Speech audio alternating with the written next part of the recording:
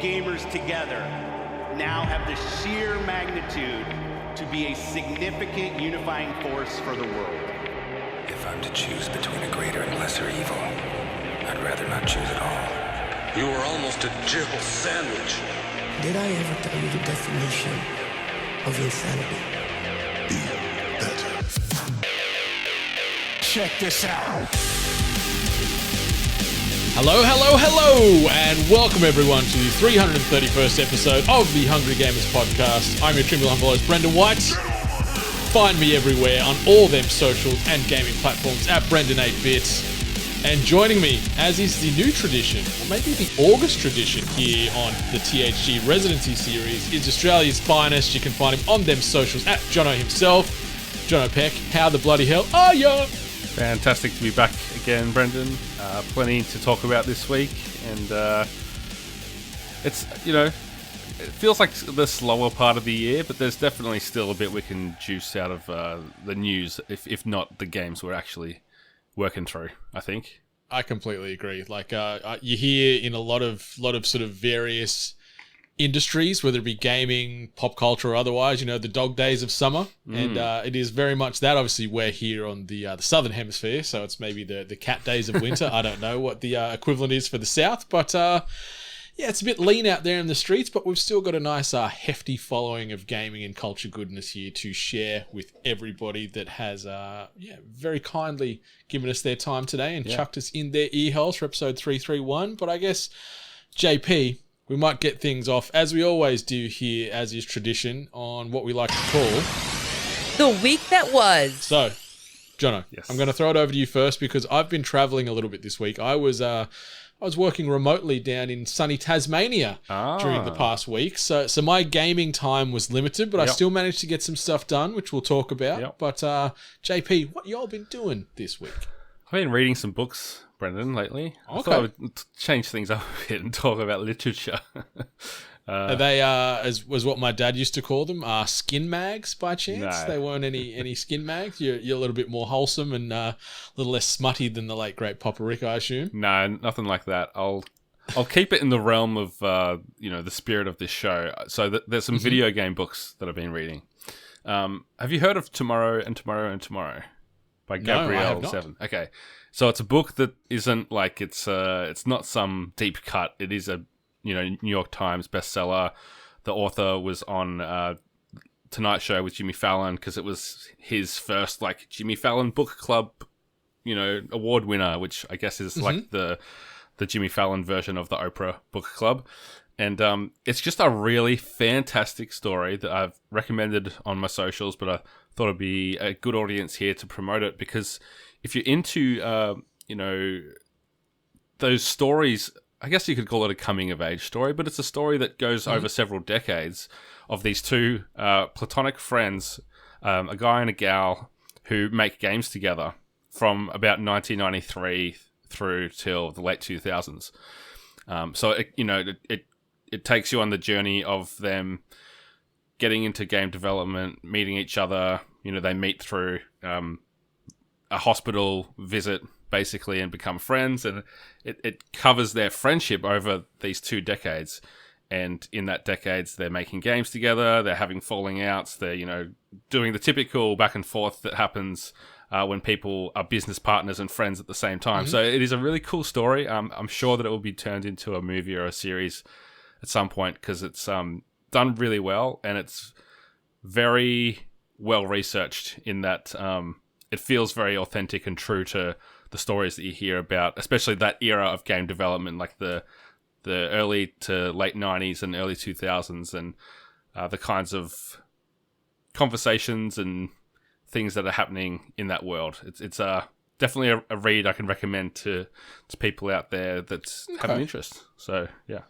It definitely sounds very appealing and right down my alleyway, that's for damn sure. So I'll have to sort of add that to the list and see if I can pick up myself a copy. Because I love to read, and if it can bring in and reference a lot of my favorite things, I think it's going to feel good, and it'll probably feel very familiar. Like you mentioned, the time period where it's set, I feel it'll feel very familiar and nostalgic. So, it's very cool. I'll give it a look.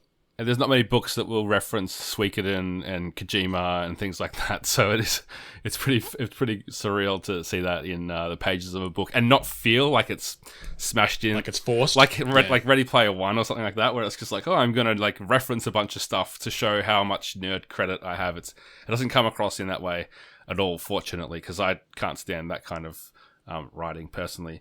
The other one I've been reading, I think coming off of that, I was in the mood for a bit more, so I went down to my local library and picked up Blood, Sweat and Pixels by Jason Schreier, which is, people may be familiar, a deep dive into the development stories and sometimes development hell of different studios producing a bunch of games. It's got interviews with people talking about, and each chapter is a different game. So, Uncharted 4, Diablo 3, Stardew Valley, Halo Wars. There's something for kind of everyone's taste as far as games, and some chapters might not interest you as much as others, but just the theme running through it is just how many obstacles there are to getting a game out that's good and what it takes to actually get there, whether it's crunch or delays or all that kind of inter-office stress and politics and tensions that happen. So it's a really cool insight. It's not anything new for me to say that this book's a pretty interesting look at that, because I think it's been well documented and discussed on socials since it came out only about 6 years ago. But I've really been enjoying actually reading that. It sounds good. Like, firstly, shout out to your local library having a copy. All right. I feel that's a very, not specific, it's a very niche book to have in a library. And yeah, that's awesome that it just made its way here to our shores and into sort of we wouldn't say a country, but like into a local library in general. Yeah. I think would be great. So that's awesome. Yeah, I've wanted to pick up a copy for a good long while because, I like what Jason Schreier does. And he can be very divisive with how maybe he reports on things. And a lot of people love him.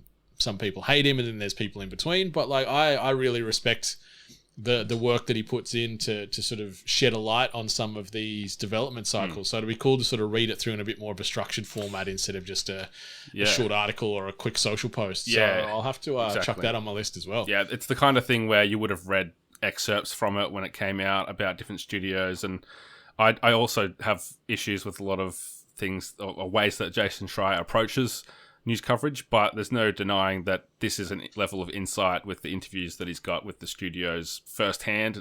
None of it's like from other people's interviews or secondary sources. It's straight from the horse's mouth, and yeah, quite an interesting look at, I guess, the last probably 10 to 15 years of game development, from AAAs to indies.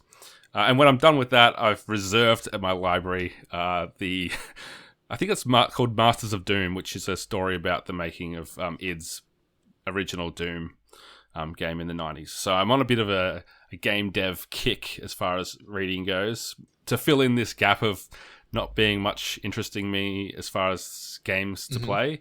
And Brendan, I recommend that you go down to your local library and support the literary arts. I agree. I love a library. I've always been a big fan, always drawn to them ever since I was a child growing up in the Snowy Mountains. Our local library didn't always have a ton of assortment, but I always liked the ability that I could go in, borrow 4 books, churn through them, bring them back. It's such a great concept, and the fact that cities, towns, everything else in between most of them have a local library, and it's free to sign up, and you've just got this infinite wealth of knowledge and entertainment at your fingertips. Do it if you can. And some of the libraries now, they do ebooks, ebook borrowing and functionalities and stuff too. So you can get timed copies of stuff for your Kindle and things. So if you want to read it digitally, you can. You want that physical touch, which I'm still very horny for when it comes to books. I love the feel and smell of a book in my hand. So I always try and go the physical version. But yeah, having both options available at no cost to you, potentially 24/7, is phenomenal. So yeah, do what you can to support your local libraries, because there's so much there. Yeah, some of them even have video games. I haven't personally seen anything I've ever and DVDs. You can borrow movies from some of them too. Unlike Game Pass or PS Plus, it's actually free, not just free with a subscription. So with an asterisk, So it's pretty cool, and you don't even have to interact with anyone now. You can just find the book, scan it, and you kind of walk out. It's pretty cool. So no dealing with librarians unless maybe you want to deal with a librarian. I don't know. People have a few fantasies about those, I'm sure. So see if you can make that reality, listeners. Yeah. But let us know if you do. Either way. In terms of games, as I said, it's been a bit slower. I've been trying to finish Tears of the Kingdom, and I'm probably in the minority where I'm not like compelled to smash through it and do every shrine and find every item and build every monstrosity of a device out there. I actually find it very overwhelming because I've gotten towards the end of the game and still haven't learnt how to do a lot of that crazy stuff. So I feel like it's really just people putting the time in to teach themselves the different physics and systems and engineering, which goes well over my head. It almost feels like it's a completely different game that I'm playing compared to some of these people.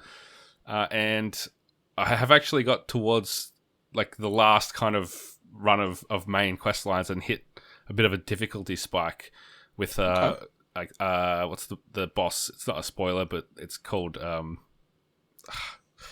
Phantom Ganon, and I'm just like, okay, either I'm going to have to go and mine a bunch of equipment and resources and go and find this weapon and that suit of armor and get good, or I can ask my nephew for a bit of help next time I see him. So I don't know. I'm probably going to have to put it down and come back to it later in the year. But yeah, it just hasn't hit with me in the way that it has for a lot of people. As much as it's impossible to deny its creativity and excellence in a lot of areas, it's not something that's made just for me, which a lot of people feel like it is. And I think you're probably on my page and still yet to play a minute of it, are you? Yeah, I'm in lockstep with you there. Like, I respect the hell out of the game and what they've created, but it just doesn't resonate with me the way, and with you as well by the sound of things, the way it does with so many others out there. Like I will find some time to play it between now and end of year just to sort of give it a fair shake of the stick when it comes to the end of year awards and such, but I've just got no motivation to play it. Like so many people that we know or I know message me like, oh, we know you play games, like what do you think about Tears of the Kingdom? And I'm like, I don't really think anything because I haven't played a second of it. So yeah, I will eventually because I need to see what the hype is about, but I just know that I'll enjoy my time, but I'll then move on to bigger and better things in my opinion. Yeah. Like some people are talking about this as the potentially one of the GOATs, and that's fine. You're welcome to have your opinions and your love for a title like that, but it's just not a game that's made for me, and that's fine. Yeah, and it's not like I've rushed through it. I've done like 50 shrines, which seems like a good number of shrines, and it sounds like a lot, JP. Yeah, and it's still only scratching the surface. Like there's this whole world up in the clouds and this whole world down below in the depths that I haven't really even bothered to explore. There's parts of the map that are still like not uncovered, and I'm just like, I'm just gonna go for the final boss. I gotta get this off my plate before dessert comes, which there's so much more to play this year. I'm not sure when you'll find time to sneak in a few hours, but yeah, that's the hardest part because there are so many great games out at the moment that are consuming my time, and so many great games still to come for 2023 that I'm going to need to like take a sick day at work or something to try and fit some time in just to throw like 8 to 10 hours at a sick week maybe. at Tears of the Kingdom just to sort of give it its due. But I've still been playing some games this week. I did mention that I've been traveling, but luckily my Asus ROG Ally has been helping keep me occupied, whether it be on the plane, in the airport, because I got my flight delayed twice coming home on Thursday night, which was awesome.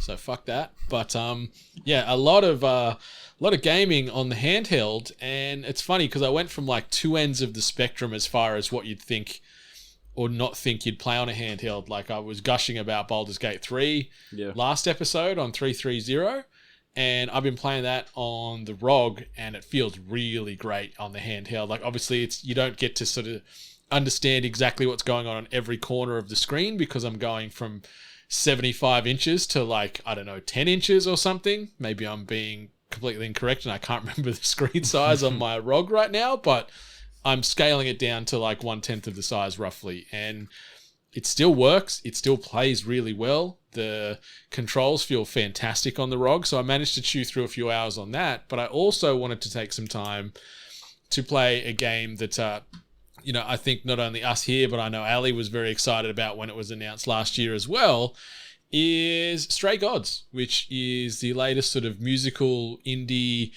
role-playing jaunt that has hit not only PC and Steam, but you can play it on Switch, you can play it on console as well with Xbox and PlayStation. Came out on August the 10th, so it came out about a week or so ago now.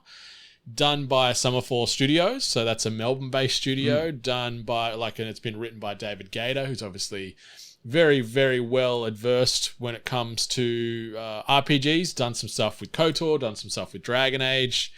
And this game is great. I've been really enjoying it. The sound obviously plays a huge part in it because it is a musical, but I'm really enjoying the story where you're playing the role of Grace, who's a college dropout, and she's sort of fronting this sort of, up and coming indie band with her friends. And then she sort of gets weaved into this murder mystery with Greek gods, and the way they utilize music, like, anyone that's seen the trailer knows that Grace is singing a lot, and like off the back of that, she's sort of got these godlike powers that make her, in air quotes, a muse. And you're just trying to unravel this murder mystery in time. Otherwise, the gods are going to kill you because they, I guess, falsely assumed that you are the one that killed Calliope, who was this sort of muse before Grace inherits the powers. And so you're working through that.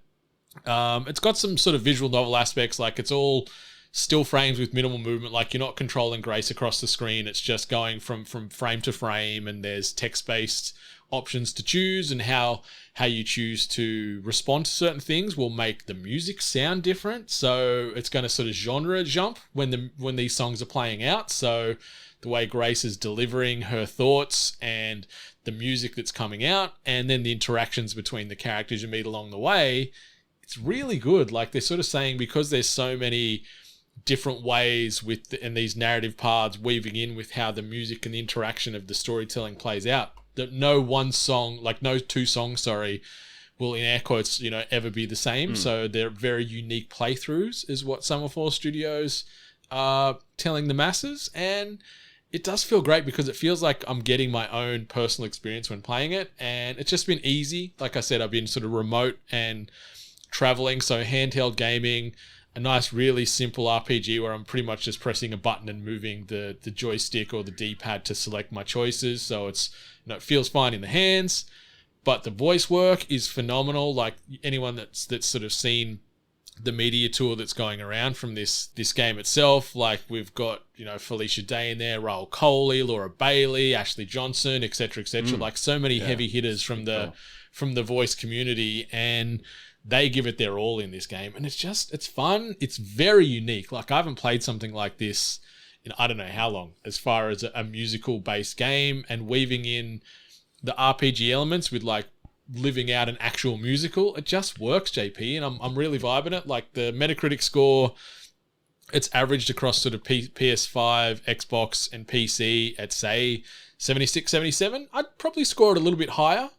From my feelings with it, but like that score is still not bad. Yeah, that's a pretty respectable score, and it's awesome to see sort of Summerfall Studios come out of the gate so strongly with this game, because it's phenomenal. And Melbourne, as us both being Victorian boys here now, it's nice to see some local success, and it's well worth your time. Yeah, it's the kind of idea that you have to just give points for the originality in itself, let alone the execution, which sounds like it would have, like, just without playing it, thinking about it, a lot of things to overcome as far as the way games are usually structured, the way that musicals are typically structured as far as narrative and, interactivity. So I feel like that was a big challenge to tackle, and for the most part, it sounds like they've nailed it. So that might be one that I'll check out in the future. But yeah, to have that cast of voice acting, I think our boys Tripod were involved with a lot of the writing. It's pretty cool to see. That's sick. I've been a fan of Tripod for going on probably 23, 24 years. So it's cool to see them getting into the game space a bit more, and just bringing in that local vibe with world-class voice acting and singing as well. That's very cool. Yeah, it's very impressive. Like the art style, great. the sound, the voice acting, the music, it's all just like tick, tick, tick as far as top tier. And it's really enjoyable. So if anyone wants something, I guess, that's a little left of the norm from what they might have been playing, this is well worth your time. And the fact that you could go through this game multiple times and get different results and see your Grace react and sing and interact with characters differently than the previous playthrough was pretty incentivizing as well. I'm typically a one and done type, and I still probably will be with this because that's just how I like my games. But for those people that do like to replay things and sort of see what the flow-on effect is from zigging instead of zagging when they did the opposite previously, this could be a game for you. So yeah, Stray Gods, the role-playing musical, chef's kiss, definitely 8-bit approved. Super quick as far as what I've been watching this week. I went and checked out Dracula: The Last Voyage of the Demeter. Went to the cinemas and checked that out, and really enjoyed my time. Really enjoyed my time with this movie, JP. It was visually super duper impressive. The sets and the locations that they shot at were stunning. The writing was pretty great. The CG and also the practical effects with what they did with Dracula, really good. Very creepy, very violent, some real gory scenes. Some of the writing did get a little hokey at times, but overall it was really fun and enjoyable and scary and unsettling. And I like that this was just made off the single chapter in Bram Stoker's Dracula that was written, hundreds of years ago now. They've taken that Captain's Log chapter, padded it out to a movie that ran for around 2 hours, and it did have that, like I mentioned last week, Alien at Sea vibe. It had that where they're getting stalked by this creature. People are fearful, people are getting picked off and so on and so forth. But yeah, it was really good. The ending, I was like, yeah, okay. I probably wouldn't have executed it that way totally, but I really enjoyed it. And yeah, definitely do not regret my time. It's a solid 7 to 7.5 for me. It was good. Very, very different than a lot of horror movies I've watched lately, and very good, fresh sort of take on the whole vampires genre that gets beaten to death with so many retellings and interpretations. And this was good, JP. Yeah, good times. Looks like like I said last week, it looks like a cool little idea. The whole like Die Hard on a plane, Die Hard in a on a bus applied to the Alien story. So Alien on a boat is pretty cool. I might have to check that out when it's streaming somewhere. Yeah, I've got something else I wanted to mention, but I guess it's easier to throw to you first because connecting that vampiric tissue as far as what you've been watching. I'm still yet to watch season 5. I keep forgetting that it's out and it's airing at the moment, so I'm very upset at myself for that. But tell me what you're watching. What we do in the shadows is firing on all cylinders with season 5.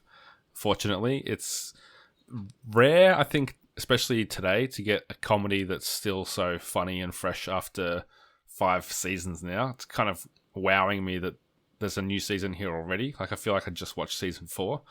But I guess it was probably midway through last year.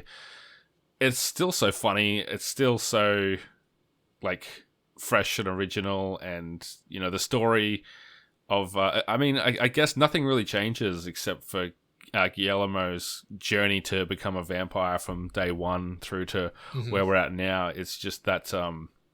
that's continuing to tick along, so they're keeping things fresh in that way. But it's just funny. It's hilarious and clever, and Matt Berry's weird pronunciations for simple words just continue to blow me away. Like, it's worth watching just to see how he's going to say a word that you think you've heard said the only way it can be said.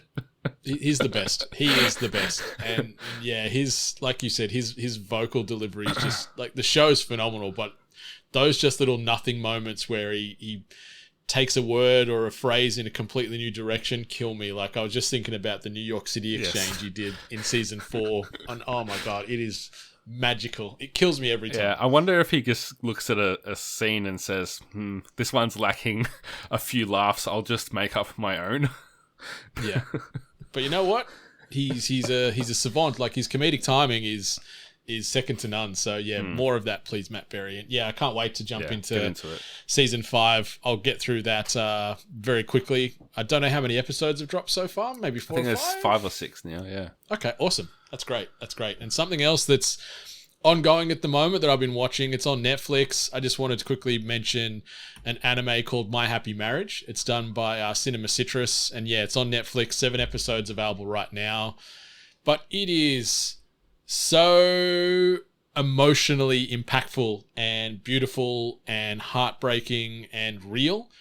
I know I say that because there is some sort of supernatural based elements in the show itself, but it's focusing on this young girl named Mio, and she's sort of grown up. It's easiest comp, as you could say, you know, she's the Cinderella in this story where her father's remarried, evil stepmother, got a new sister, horrible people, and she becomes pretty much the servant of the house, but then she gets married off to a guy who's known around the place as a pretty bad dude. So they've sort of married him off for a power struggle, but then due to their own, I guess, hard upbringings and misconceptions within society, they sort of start to develop a bond and potentially happiness and maybe love, who knows. But JP, I've been crying in just about every episode of this, and it's been getting me so good. And it's, yeah, beautiful, it's heartwarming, it's tragic, but it's just real. And that type of storytelling with that drama and I guess that layer of will they, won't they, will they have the storybook ending, that just hooks me all the time. So yeah, My Happy Marriage, it's on Netflix. It's really, really, really well done. The animation style is phenomenal. The voice acting, whether you want to do sub or dub, is really great. The pacing's awesome.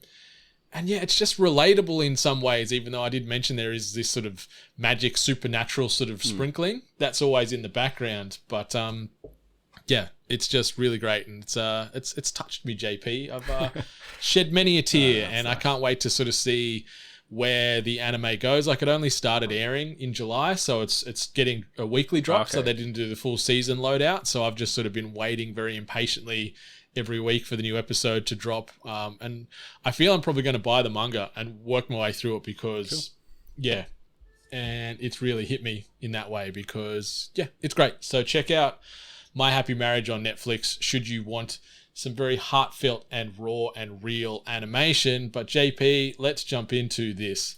News and notes from around the internet, presented by Audio Technica. Yeah, listeners, we are back to give you the best notable headlines and talking points from around the video game and pop culture industries. And the first one I've titled, You Have Not Seen The Last of Us.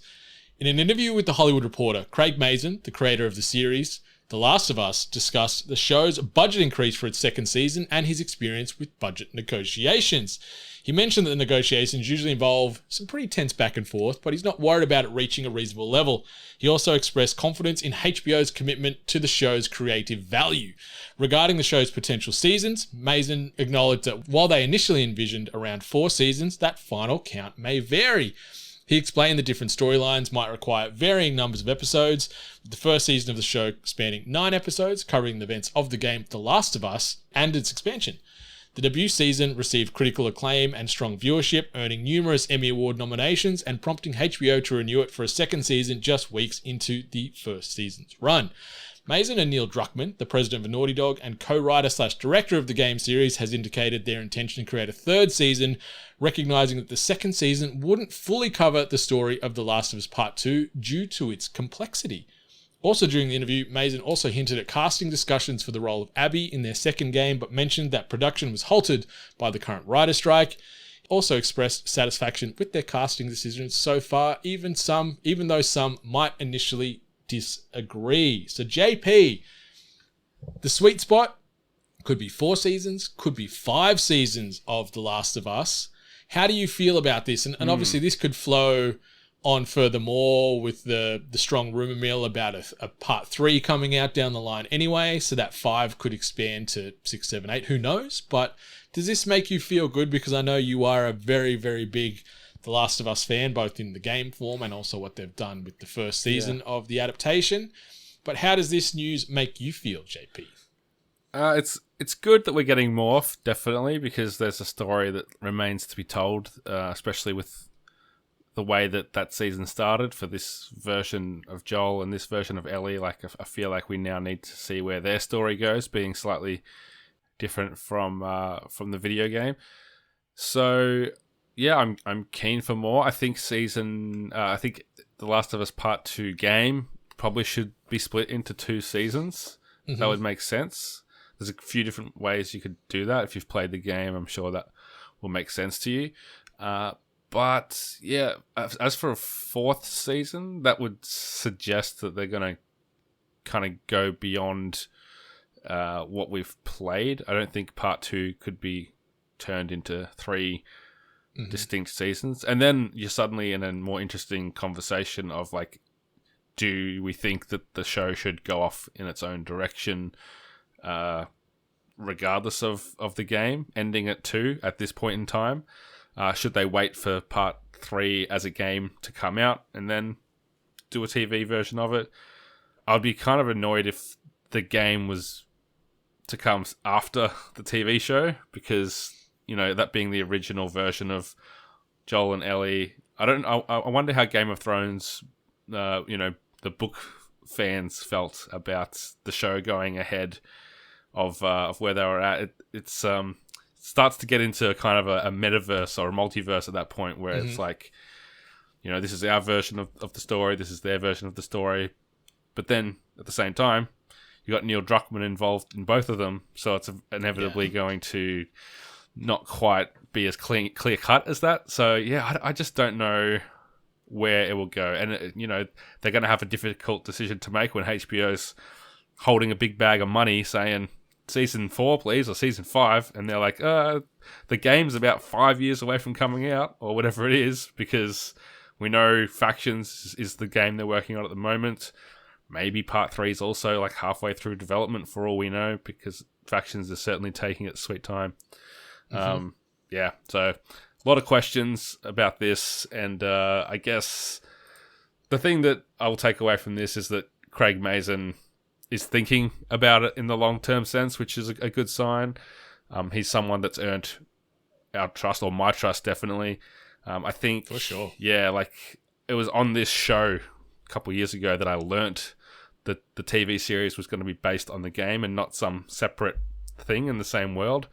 And I was not happy about that initially, but with what they did and the way it was handled, can't complain at all. So I've got my faith in Druckmann and Craig as that combination of showrunners. So yeah, bring it on. We'll watch it regardless, and it will be fantastic regardless, I'm sure. Yeah, I feel well, not quietly confident because I'm talking about it right now, but I feel pretty good with where this show's going, and as long as Mazin and Druckmann stay heavily involved throughout the entirety of this process, I feel we're in good hands. And I think having Druckmann not only sort of handling the writing duties in the direction of the game franchise, but also the live action adaptation, it feels we're going to get some nice consistency. Like, yeah, Game of Thrones ended up being a dog's breakfast at the end, and it was very rushed and condensed, but I'm hoping they give these guys enough time to tell the story they want to tell in its entirety and not try to cut things out just for the sake of getting there. And it doesn't feel that that's going to be the case when they are sort of open to saying, 4 seasons, 5 seasons, who knows? Like, that feels like a good amount of time to let these characters get through their arcs and tell a complete story. So yeah, I'm very excited to see what they do. And yeah, like you touched on as well with part 2, yeah, it feels like it needs more time to appropriately tell those stories and convey those big moments. So yeah, if they split that however they plan to across season 2 and 3, I'm down for it. And even if a good portion of season 2 is I guess focusing on those few years in between The Last of Us part 1 and part 2, do something different and sort of go back and sort of explain what's happened in that break, I'm down for that too, because that'll be something new and untouched for us from the gaming side. So yeah, we'll see. I don't think we're gonna touch part 2 or season 2. God, like 2025 feels maybe a little optimistic now with the writing strike. So maybe it's gonna be 2026. So it's sad to think about, but then it also I guess weaves in nicely with Bella Ramsey having the time jump from part 1 to part 2. She'll be aging up normally anyway, so maybe it will kind of work out, but for us that want to watch it now, we'll be very frustrated because I want season 2 in my eyes and ears as soon as possible, but yeah, the writer's strike has other ideas on that. I think that like the writer's strike is not going to drag on for like 12 months or anything, so it may be like an interruption, and that will increase the amount of time to get back on board and everything. But yeah, I'd be hopeful that end of next year, start of 2025, by the time it hits TV screens. Bella Ramsey's already an adult, so I don't know how much aging up she can do as far as Yeah, but like she's what, 19, I think, in real life. I think. Yeah. So she's still got some aging to happen. Like, God, look at you and me. You know, we didn't hit 19 and stop. We're still working our way through things, but yeah, we'll see. But it's just, I guess, the sort of bow on this story is it's good to know that Neil and Craig are on the same page, and HBO are on the same page with them, saying let's tell this story the right way, and not have a Game of Thrones based situation where season 8 was just a piece of poo. Moving on to the next bit of news here, title this one, The Industry Fears the Spidey Sense. So Ubisoft has shifted the release date for Assassin's Creed Mirage forward to October 5, creating more separation from other new releases in the same month. The game was originally set for October the 12th. Similarly, Remedy Entertainment has moved the release date for Alan Wake 2 to October 27th from its initial October 17th release date. This change aims to provide more breathing room amidst the numerous new AAA titles launching in October. So October is packed with tons of new releases, including Assassin's Creed Mirage, Forza Motorsport, and a double release on October 20th of Spider-Man 2 and Super Mario Bros. Wonder. Both Ubisoft and Remedy hope that these date adjustments will allow gamers to fully enjoy the range of exciting titles coming out during the month. So JP, October. Yeah. It is quite the intimidating release slate. Yeah. I don't know how it's going to work. We've got PAX Australia thrown in there, and I'm also taking a few weeks off in October, so I'm not going to be playing most of these games, but it's nice that they sort of thought about gamers as a whole. Well, I guess that's the positive spin they put on it, but it's also they don't want to have their sales impacted during these couple of weeks. But we've sort of got some solid gaps now throughout the entire month to sort of fill our gaming quotas up. Yeah, it was quite interesting to see the PR perspective on this, like the way they approached it. They didn't name Spider-Man, but it was very transparent the way they said, you know, it's a busy month for games and we want to allow people time to play every game, basically. And it's almost conceivable to see someone being able to play each of these within those gaps in between release dates. Mm-hmm. Spider-Man, I don't know, it's probably going to take more than a week to get through before Alan Wake, but it's a lot more manageable than, you know, just the few days that it was before. So yeah, it's good to see, and it's clever, and it's almost like we need a council of game industry, like a game industry council that's like, no, that month's already full, sorry, you're gonna have to push your release. It's almost like they've got to book appointments in, right? They're like, I'd like to release this week, and like, sorry, that's where Spider-Man 2 is. These are the windows we have. Are you happy with either of those? Yeah. But, you know, they know what they're going up against, and, like, aiming for that month in and of itself, any year, like you could say October 2024, I don't know what's coming out next year, but it's anyone's bet that that's when a bunch of heavy hitters are coming out. September, October always seems to be pretty crazy as far as the big AAAs. It's probably something to do with annual reports or AGMs, or when their business financials to the shareholders need to be pledged, or whatever it is. So yeah, it tends to be March as far as like the Q1 ending before financials, and yeah, there's a pattern to this, and it's not a coincidence that everything seems to happen at once. But I do think it's wise for those other games to clear out from the ones that are going to eat their lunch. It's the reason that we're going to see a huge gap next year whenever GTA 6 is expected to drop. Like, no one's going to want to touch that unless it's the kind of game that is just a completely different audience. You know, I feel like GTA is one of those games where everyone's probably going to be checking it out, so it's a bit tougher to, you know, it could wipe out half the year for some gamers, especially if the online component is as big as it's been in GTA 5. But yeah, it's a good move overall, is how I'll end that. Yeah, it's very smart, and it's funny that well, not funny, but it's interesting we didn't see anything maybe slip into November, because November it's got your Call of Duty Modern Warfare 3 is confirmed, but outside of that, like we've got Super Mario RPG, and not a ton of like massive unanimous needle movers like a Spider-Man or like a GTA as you mentioned. So maybe November might have been a bit of a better softer sort of relocation for some of these games, because October is pretty packed. Like we didn't even mention, like I'm just skimming October now to see what else is there. And outside of those, we've got the Lords of the Fallen's coming out. We've also got the Metal Gear Solid collection, could be bit of a nostalgia hit for some. And also Alone in the Dark is coming out then too. So we've got a pretty full slate. September's even bigger again. So that sort of back end of Q3 into Q4 for us moving into holiday season is a nice juicy time for gamers, and people gonna be well fed in that time period. But I can't wait to play all of those games.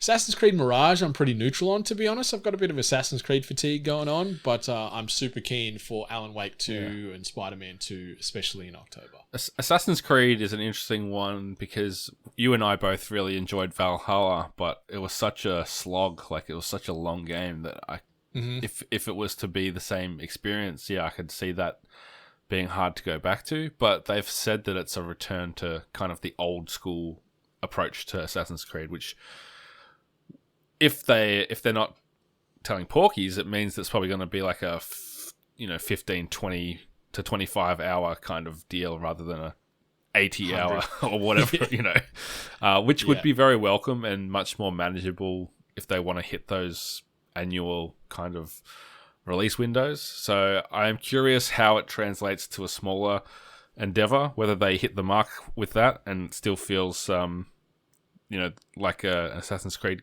game that we've come to know over probably the past 5 or 6 years. I'm curious as well. Like I don't have a ton of enthusiasm to play. It doesn't mean that I don't love the franchise. It's just I think I've got a little bit burnt out after my last Viking pilgrimage. But circle back, I'm more excited for what they're going to do with like the stuff they're doing set in Japan and things with the other sort of spin-offs they're working on. So we'll see. But very smart moves overall, just to sort of shift a little bit of that focus and allow some of these games to breathe and maximize those sort of those first week sort of sales targets and injections into the market. So let's see what happens come October. JP, the next bit of news that I've titled 360 Reasons to Say Goodbye. Microsoft has announced the closure of the Xbox 360 digital store as of July in 2024. Users will no longer be able to buy new games or content, but existing purchases will remain accessible. The Microsoft Movies and TV app on Xbox 360 will also stop working. However, purchased games will still be playable and downloadable, and online multiplayer will continue for supported games. Xbox 360 games will be playable on your Xbox consoles through backward compatibility. Microsoft has emphasized their commitment to preserving players' ability to access their initial purchased content. And if we're going to sort of go down the nostalgic memory lane here, the Xbox 360 was obviously originally launched in 2005, and its official closure comes 18 years after its debut, having been home to popular titles like Halo 3, Mass Effect, and BioShock. So JP, I know you like to go back and play some of these older games that you might have missed being a primary PlayStation man growing up as a youngin'. So if you do have some inklings to get into that Xbox 360 store and grab some nostalgia, get in there between now and next July. You've got plenty of time. You've got about 11 months or so, give or take, to sort of build up that catalog to enjoy those games as you're content. But it's sad to see, but it's also, 18 years of supporting a platform is still pretty damn impressive from a Microsoft standpoint. So I'm not going to get the pitchfork out here because that's a long time to support, in air quotes, a dead platform now, because they've moved on several times over as far as new generations.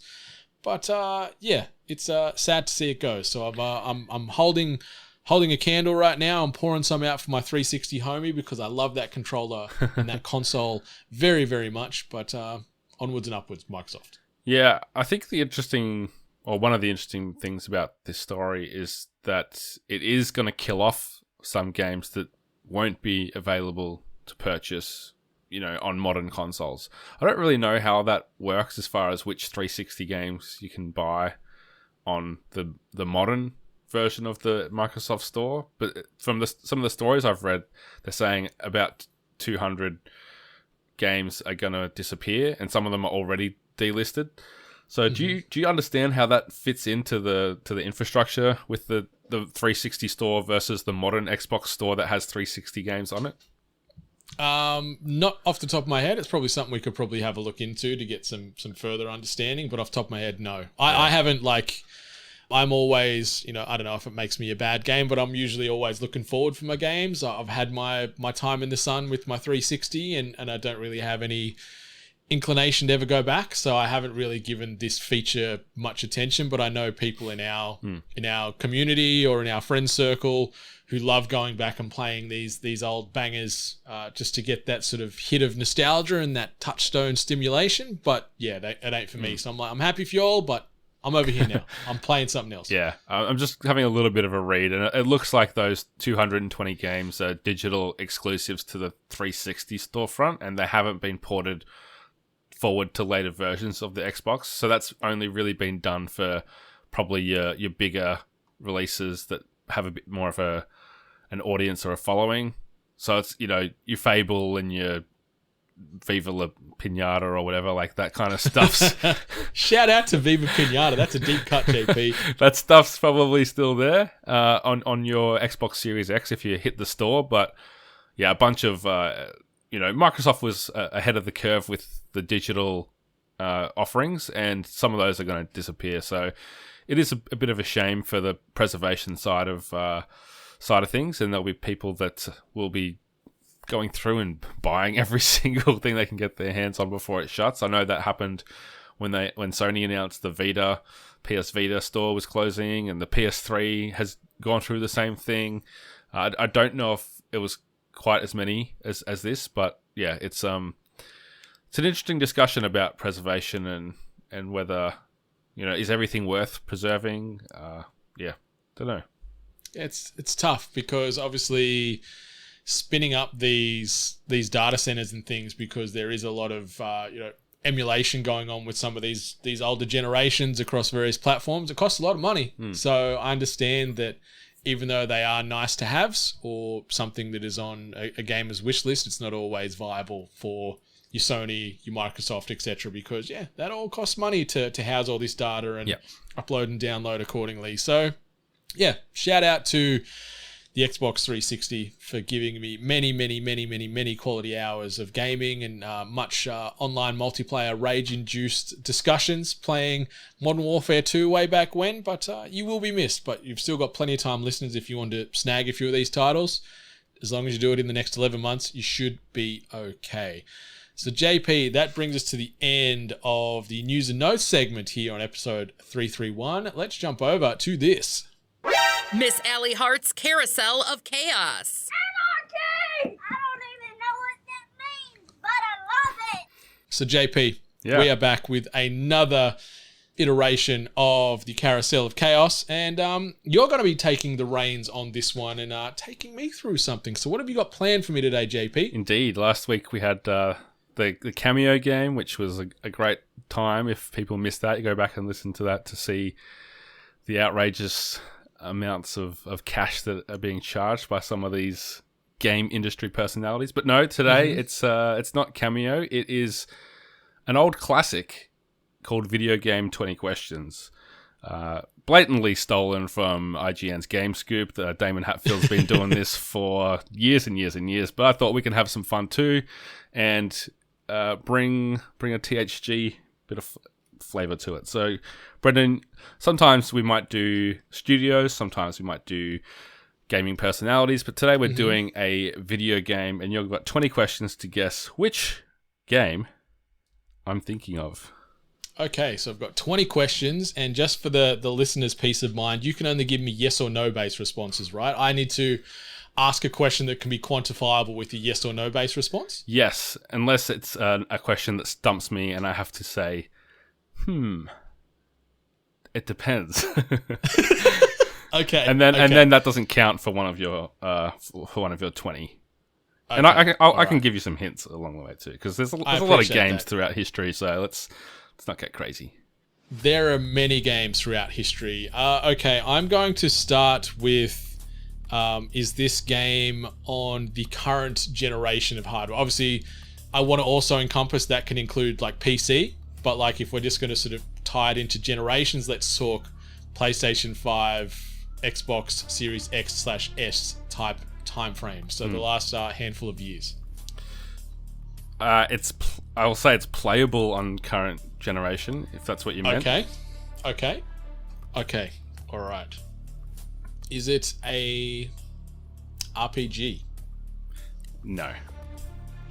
I mean, like everything's an RPG technically. If it depends who you ask, but in the sense of, is it an RPG as what we would probably generally consider an RPG? In the traditional sense, Yes. yeah. Okay. Yes. Was this made by an American studio? Yes. Okay, American studio, not an RPG, playable on current generation.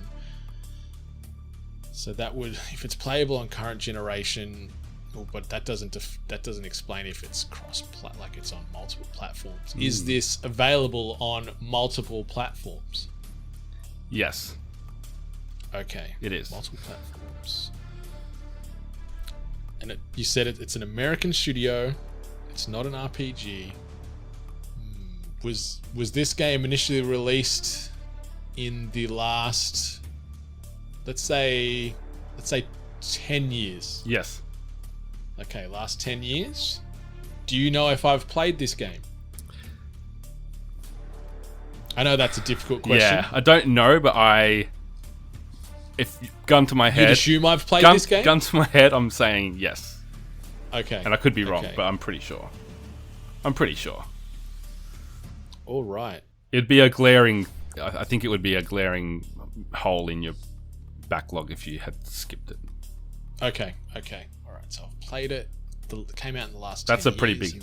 That's a big hint for a yes or no answer. Yeah, it'd be a glaring title. But see, like in the last 10, like we've been talking games collectively pretty regularly for the last 7 to 8. So what's just outside of that window, like in that early, like 2010, 2011? It's on all platforms. Did it win any notable awards? Jeez. I'm on its Wikipedia page, so I'll have to scroll through and see reception. Yes. Okay. Was the lead? No, hang on. I'll park that. All right, I need to try and drill down on the genre. That would help. Yeah, it's not an RPG. Would you say it's like if we're going to say like a action adventure platformer, something like that? No. Okay, it's not that either. That wouldn't be how I would describe it. Like, can you jump How in would the you game? describe it? You can jump, Okay. but it's not an action adventure platformer. No. Okay. Did I mention it at all in this episode? No. Okay. What's that? I think that's like 9 8 questions. That's 9 Okay, by so my 8 count. questions. Can I you said you could throw me some hints. Can I get like a little minor one? You don't need to sort of give me the entire keys to the kingdom right now.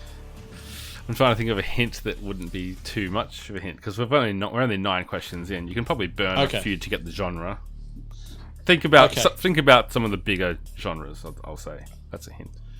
Some I'm trying to think like bigger genres. So it's not an RPG. It's not an action adventure. Is it a FPS? Yes. Okay, it's an FPS that came out in the last 10 years or so. It's on multiple platforms, done by an American studio. Okay, so we had Wolfenstein come out in that time period. We've had some Doom come out in that time period. Alright. I don't want to like just start saying, is it Doom? No. Just go with some more broader... questions. So American studio, a shooter, a decade ago. It's available on Does it have a online multiplayer component, like where I can play Yes. TDM and stuff like that? There is multiplayer option. Okay, and it's an FPS. Like I didn't just say shooter, I said FPS. So Yeah, it's a first-person shooter. okay, cool.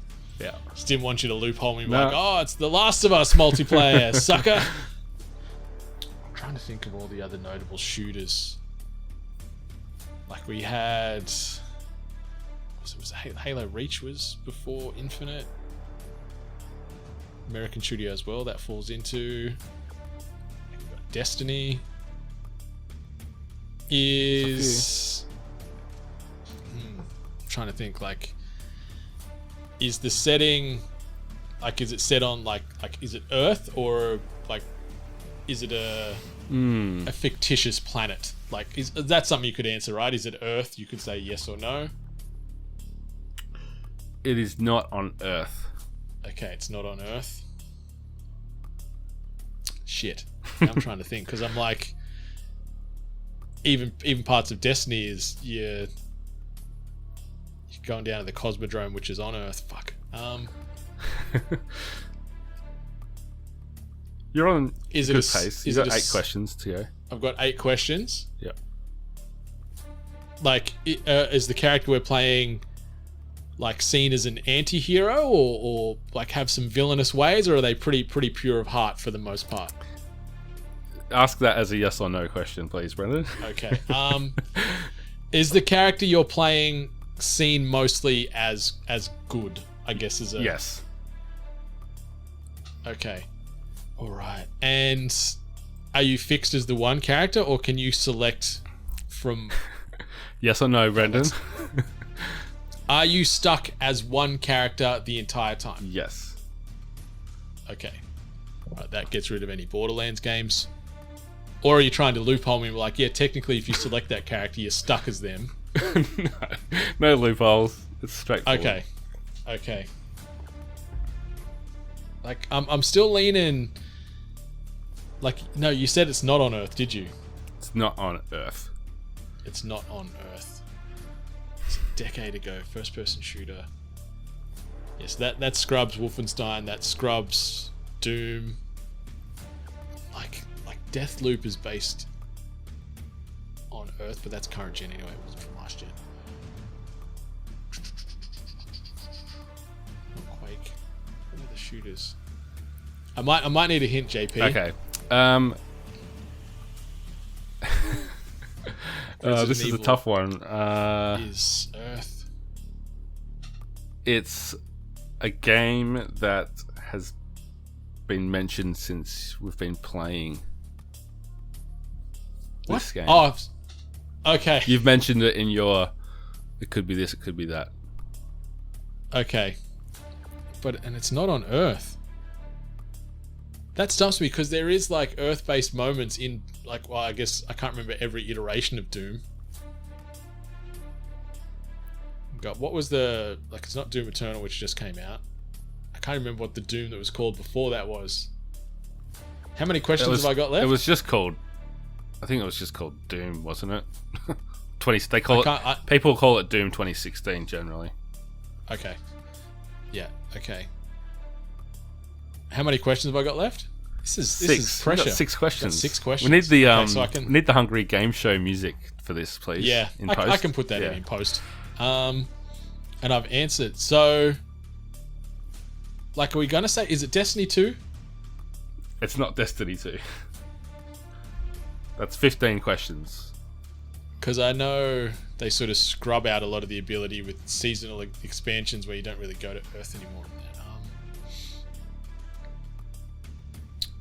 And I said Wolfenstein because it was it New Blood? That was the one where you're sort of playing BJ's daughters, but that's on Earth because you've running around. Like, Young Blood, yeah. Young Blood. Yeah, that's on Earth. Oh, I think all the Wolfenstein games are all Earth based. Yeah, like Doom, you go to hell and stuff, but you also, like, I feel like it's got to be a Doom game. Like, it's got to be Doom. Like, does it have a super crunchy, guitar-laden soundtrack? Yes. That's 16? Yeah. Okay, yeah. So I'm going Narrow with, it down before you guess. You want to be sure, don't you? You got 4 questions. Oh, left. so if I make the guess, I'm out. No, because you already said Destiny 2. Yeah. And I said no, but you know. Is there a BFG in this game? Yes, there is. Okay, so we're going with Doom. Okay. We're going with Doom of 2016 because, yeah, Doom Eternal was only last year? Or was it? No, that was 21? I can't 2020, remember now. I think. It's 2020 for Eternal. Yeah, already? it was. What? Time Jeez, flies time flies. during pandemics, man. Yeah. Yeah. Okay, so So I'm with going your- to land on Doom 2016. With your 18th guess, you say Doom 2016. It is Doom 2016. Congratulations. Yes. when you said it's not on Earth, that rules out Doom. I was like, you sure about that? Because But, it like- takes place on a Mars, on a research facility, and then levels of hell. Don't you end So- up on, or is that because I know there's parts of it where, yeah, okay, yeah, I got my solar system muddled. Yeah, maybe there's parts that are on Earth. I couldn't. I But couldn't that distinguish could have it. been like there's a million Dooms too, so I could have remembered that from other instances. Okay, Yeah. so Doom. Doom 2016. I just played it for the first time. I played Eternal when it came out and went back just this week. It's one of those games that I've finished lately as I'm kind of treading water, waiting for stuff to come out. But it was in the PS Plus collection, extra collection. I was like, yeah, I'll give that a shot, and yeah, pretty good game. It's so good. The Yeah. combat is tight. The soundtrack though, like, it's got one of the best Mick Gordon. usages of music in conjunction with gameplay that just keeps you pushing forward and just keeps you pumped. And like, oh, it's so good. It is an Even experience. though we're never going to see anything with Mick Gordon and it ever again, it seems like. But one can hope that they can mend bridges and work together again. Yeah, they own all the music, I'm sure. So even if they just reuse Yeah. what they've They'll already run it through got, AI. yeah. Uplift this to 2023. Away it goes. All right, well, there you go. I feel good that I got there.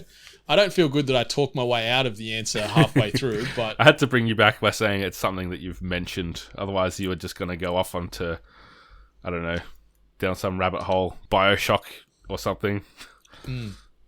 I was mulling over BioShock Infinite for a second there, You got it. but no, it's good. Thank you for that, JP. It's all right. I appreciate you taking the reins there and putting my questionable grey matter to the test. Let us know, listeners, if you got it in less than 18 questions. Yeah. Let's see what the benchmark is. But yeah, we'll bring back the Carousel of Chaos again next week with another new game for the month. So I'm excited to test your might, JP, on the next one. Ooh, yeah. Let's jump over to the last segment of THG 331. The week that's yet to come, presented by Dash Water. Shout out to Dash Water. No calories, no sugars, no sweetness. Just delicious, tasty, carbonated beverage that is good for you and tastes great too. And tap water, So, JP, too. Shout out to tap water. yeah, tap water is great. Okay, quick question on tap water. Do you prefer cold, or just say still water in general? Because you know how some people like room temperature water. I like it. I like my water cold. Straight from the tap for me. That's my way. Okay, so you don't have like a jug that you put in the Nah. fridge of cold tap water. You just straight out of the tap, straight down the gullet. No, just straight from the tap. That's good enough for me. And generally sitting in a drink bottle for long enough that it wouldn't be still chilled anyway. So, like to keep one of Mine those doesn't around. last that long. Yeah. I can't really sip water, which is a good thing, but also it makes me wee all the time. So, yeah, first world problems there. But something that isn't problems for you listeners is the week that is yet to come. We're going to throw some things out there for y'all to check out, whether it be listening to, watching, playing, doing, etc., etc. And the first thing I wanted to mention is I want to shout out to Love Letters, which is a new podcast that our man Jesse over at Story Mode recently released in the past few weeks. And the way the show works is every episode he brings on a friend to discuss a particular game, film, or television show that has impacted them as a person. So it's not necessarily like this is the best game of all time or the best movie. It's what's something that's impacted you and, shaped who you have become and why. So they have a very candid and very raw and open conversation about a whole host of things. And yeah, well worth your time. So check out Love Letters, which is hosted by our boy Jesse over there at Story Mode on all the good podcast platforms. If you're looking for things to watch, JP, though, this week, Season 9 of Forged in Fire making its way to Binge and Foxtel. So if you want to watch random American everyday Joes build knives that they can potentially kill people with, you can do so over there on Season 9 of Forged in Fire. Ahsoka Season 1 is dropping this coming week on Disney+. I think we're getting the first 2 episodes dropping on Wednesday, so get excited for that. And Season 2 of Invasion, which is tied into alien invasions and paranormal. Second season of that is dropping on Apple TV Plus this week as well. We've also got Gamescom dropping all over the internet and all over the world, based over there in Germany this week. And as far as, excuse me, that water getting me gassy then. I'm just getting overstimulated by the lack of sugar and sweetness, just naturally delicious, refreshing flavor there. But yeah, gaming, Fort Solis, Immortals of Avium, Smurfs Kart. So somehow the Smurfs have got their own karting offshoot. WrestleQuest, which looks really interesting. Blasphemous 2, Unpacking making its way to mobile. And Armored Core 6, Fires of Rubicon making its way to every platform. So JP, plenty of things to watch, plenty of things to play, plenty of things to do and embrace this week, JP. Where would you put your time out of that list? Or maybe there's something I haven't mentioned that you're down for. No, that's all very good. First of all, shout out echoed to Jesse with his podcast Love Letters. I wasn't aware of this. I must have missed it, but it sounds like a great idea, and I'd love to be on there, Jesse, if you're looking for guests. That sounds like a lot of fun. Secondly, Fort Solis. I'm interested in this. It doesn't seem like a AAA studio. It seems like kind of that AA space, and that makes it intriguing to me because they have got I know Troy Baker and Roger Clark, known as Arthur Morgan in Red Dead Redemption 2, past guest of Putting In Work. But yeah, seeing those two together, we'll see what they can cook up as far as those dramatic performances. I'm very interested in what kind of narrative we're going to get from that studio. It is kind of like a mid-tier publisher, so it's not your big AAA, and I feel like that means maybe they can take a bit more of a risk with the story and might get something interesting out of that sci-fi experience. So it won't be one I play straight away just because of when it's landing, probably. We're in the wake of Starfield now. It feels like people out there are starting to play it. You're seeing people with the startup screens and the review copies, and I know someone who's playing it, so I've kind of not been talking about it, but aware that it's out there, and it's getting me jazzed up, Brendan. Getting me jazzed up.